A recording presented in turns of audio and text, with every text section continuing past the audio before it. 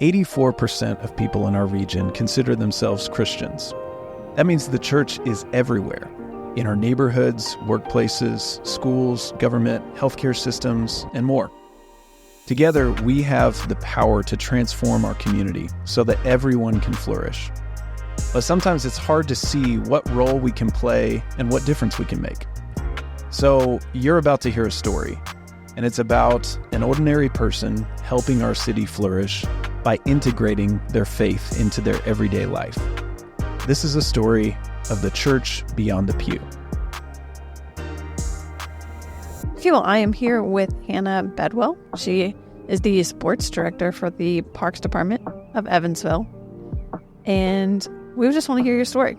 There's something about working with the public every day that you find yourself in the balance of, these are people and I have to give them grace, but then there's also the balance of like, this is just my job and I can't give too much of this because then you're giving way too much into something that maybe is not giving back into you.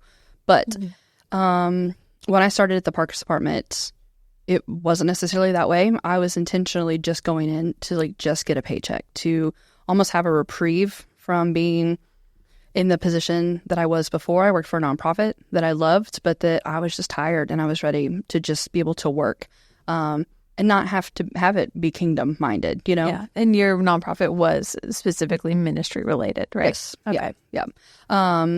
And I try to find a lot of, I want my passion to also be in my paycheck. Mm-hmm. And so kind of stepping away from that mindset, I think it really did shift it turned the passion down for it significantly. And I was just there for the paycheck. And then shortly after, there was a position that opened.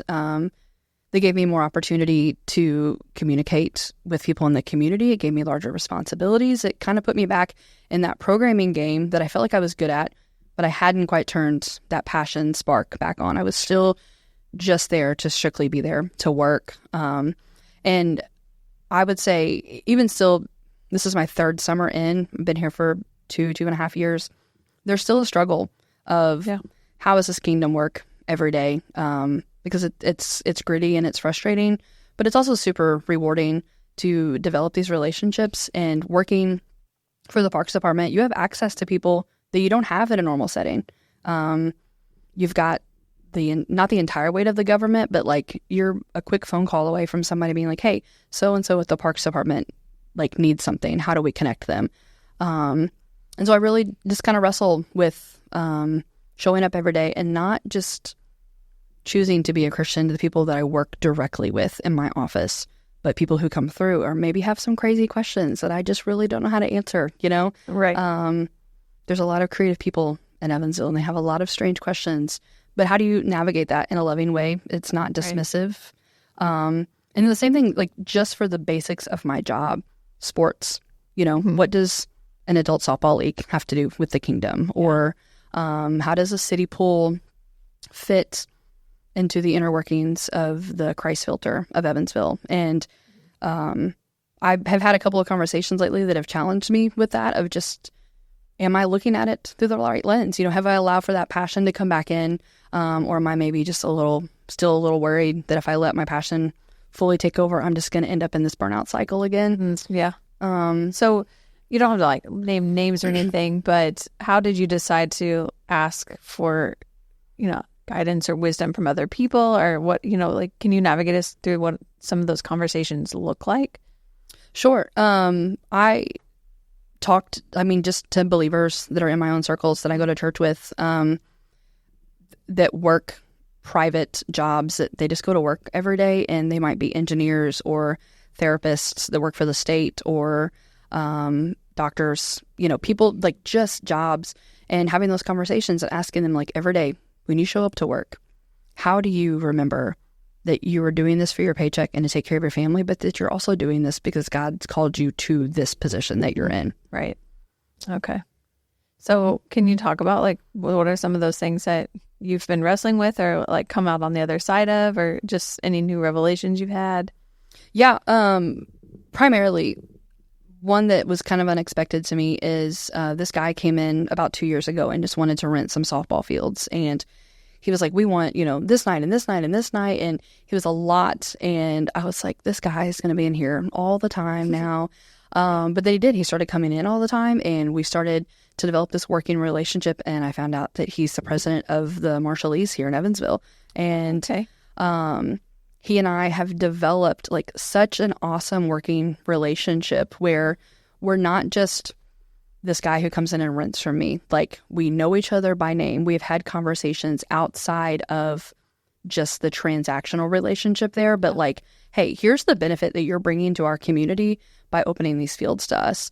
And whether he knows it or not, or whether I've even expressed that to him, this was a very, very small step. Somebody came in, they paid $15 to rent a field, and now I'm in conversations about getting to join their board because he thinks that the work that the Parks Department is doing, and that his ability to see Jesus through me when I never even had to share that with him, was something that he thought was important. And that's not anything, obviously, that I can lay claim to, other than the fact that like it was the right time at the right moment. Yeah. And God was like, I'm going to work through you, even if you're not really sure how to do it right now. Yeah. Well, recently I heard a story where there was some people playing soccer, as football, in another country, and they specifically or intentionally made people from different religions and nationalities play on teams together. And then it was really tense at first, but then over time they actually preferred it because they were learning from one another, cheering each other on. And it really made me even go through my own, like, when I heard that you were coming today, I was like, oh, she has such potential in our community to like bring people together. And I think that's so cool. And now that you're saying that the guy from the Marshallese community is like, they're kind of an unseen but huge part of our community. And how great would that be to like bring awareness and relationships through that? Yeah. Through sports. He and I have had some conversations about having like a multicultural softball tournament on a weekend where, awesome, because he's not just involved in the Marshallese, but like he works with the Haitians and with the Latinos, and what that would look like for a weekend to just invite all of these communities to come together. You may not be great, but everybody understands the basics of the bat and the ball, know, and knowing that like as my job, I can be passionate about bringing that to people. I've also learned like the Marshallese just really love to play softball. And so they're taking something they're really, really passionate about, and like, we want to share that with other people. Yeah. We want to get other people involved. We need to let them know, hey, the Parks Department has things for you, whether our first language is the same or not. And it's been so much more rewarding than I thought it would be, just through that small aspect with him. So you've kind of answered it in a little ways, but how do you see in a larger picture of just like marrying those ideas of the kingdom being in the Parks Department? Like, how does God show up in the Parks Department for you? It depends on the day. And to deviate slightly, like, I think that there is that fear of like, you want to keep that separation of church and state, just respectfully. Yeah, when working with the government. Yeah, absolutely. And so where those areas come together, it's at the individual level. I can't even say that I've seen other than like these relationships, but it really is at the individual level of people coming in and you being able to help them with something they're passionate about, and giving myself the ability to step back and say, like, I may not be incredibly enlightened and impassioned in the way that they are about this. However, I can give everything that I have because God has asked me to be a steward of this right now. And so where those pieces come together and marry is just in the intentionality. It is the intentionality of God has given me this responsibility. My job every day is to get up and to just be the best version of Jesus that I can be. And in the very cliche way of like, if somebody comes in and they're having a rough day, but they're like, I really need to sign up for this because I need to get out and I need to move my body, or I need to get my friends together so we can put a team together. They come in, I have a 5-minute conversation with them. It may not mean anything to me at the end of the day, but they leave there thinking I have something to look forward to. And so shaping my mindset and realizing that not just in sports, but in parks in general, like there is a filter there that is a Christ lens, because you're providing an outlet for people to do something that is not just sit at home, Yeah. It's an invitation to do something with other people, whether you know them or not. Yeah, I'm just getting, I mean, I feel like there are a lot of, even in the Bible, there's like sports analogies of the runners and things like that. Like, that's really cool. That's awesome. Well, do you have any short stories you want to share with us? Oh, man. I feel like you have a wide variety of them. Yeah, we, like, jokingly, we get asked, like, oh, are you guys a lot like the Parks and Rec TV show? And in more ways than you can imagine. Shortly after I started, I had the phones at my desk one day, and this guy called, and he was so polite, and he was asking where he could release his pet possum into the parks, like which park he would be allowed to do that. And I feel like I just had to have responded, like, just let him go, buddy. You know, like, I don't know which park is best suited for your pet possum.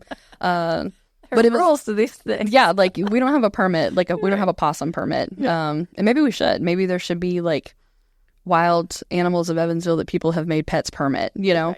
Right. But that would be the first time. Oh, not at all. Not at all. And I think maybe that was just like one of the first moments, you know? Yeah. But there have been so many similar like that where you're just like, I love this little town, you know? Well, honestly, I feel like shows like Parks and Rec help us appreciate that instead of being either annoyed by it or like really thrown off by it. I feel like, you know what? All of these people make up this beautiful, funny life. Yes. Yeah, that Leslie Knope quote where she says, like, when people are yelling at her, she just feels like that they're carrying at her really loudly. I know that's not like verbatim, but sometimes, like, watching Parks Board meetings, I just hear some of those characters from that TV show. And at the end of the day, I'm like, they're just really passionate. And this is how they're expressing their passion.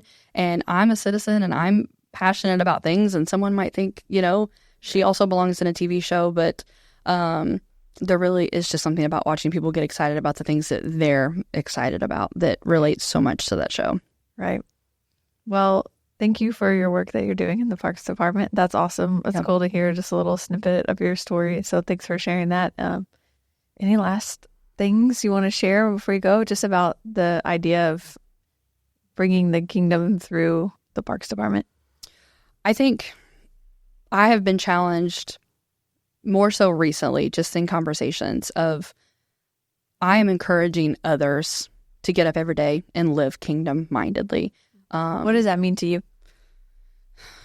You just get up and put the best version of Jesus on, and not being reliant on yourself, but being reliant on, like, that you have a Father that loves you and that knows better for you, and that you have Holy Spirit that is there and that's guiding you. And so that even if, like, you're not having a good day, it's going to be okay, because whatever's coming out of your mouth or however you're responding, like, he's going to make it better, you know? And if I can't do that, but if I'm encouraging other people to do that, then I need to reflect on areas in my professional life where I can do that better without it being a place that is specifically focused on getting up every day and our mission being showing Jesus, but rather our mission just being able to provide a safe place for people to recreate in Evansville. Cool. So where do you see hope in this area? Through relationships and people that have been playing in these leagues for a long time, and new people that are coming in, and just giving them exposure to the opportunity that, like, hey, we hear you and we see you and we know that you care about this because you've been playing for a really, really long time. And how do we continue to steward to make this better for you? That's awesome. Cool. Well, thanks, Hannah, for being on here. Yeah, I appreciate it. For Evansville. Oh, I love it. Love Evansville. You just heard a story of the Church Beyond the Pew. At For Evansville, we believe that the church has the power to transform our community, but it doesn't always show up where and how it should. That's why we're on a mission to help Christians and churches discover the role that they can play in addressing our city's greatest needs. Are you passionate about seeing the church bring God's peace and justice throughout our city? If so, I want to invite you to join the For Evansville Collective, a community of people who are passionate about being the church beyond the pew and helping others to do the same. You can support For Evansville's mission and gain exclusive access to resources that will help you love our city well. Visit forevansville.org/collective to learn more.